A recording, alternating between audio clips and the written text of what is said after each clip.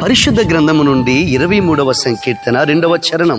పచ్చిక గల చోట్లను ఆయన నన్ను పరుండజేయుచున్నాడు, శాంతికరమైన జలముల యొద్ద నన్ను నడిపించుచున్నాడు. ఈ దిన దేవుని వాక్కును వినిచున్న నా ప్రియులారా, మీ అందరికీ ప్రభువైన యేసుక్రీస్తు పేరట నా వందనములు. బాగున్నారా?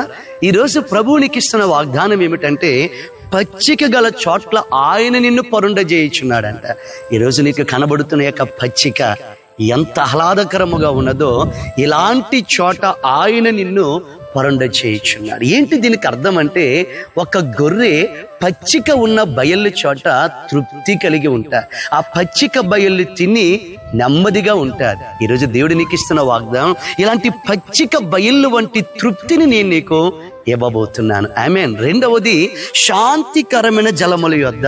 ఈ జలములను చూసారా?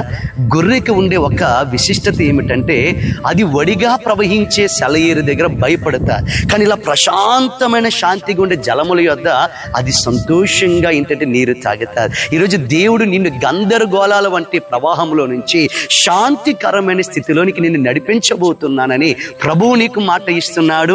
ఈ మాటను దేవుడు నీ జీవితంలో స్థిరపరచునుగాక.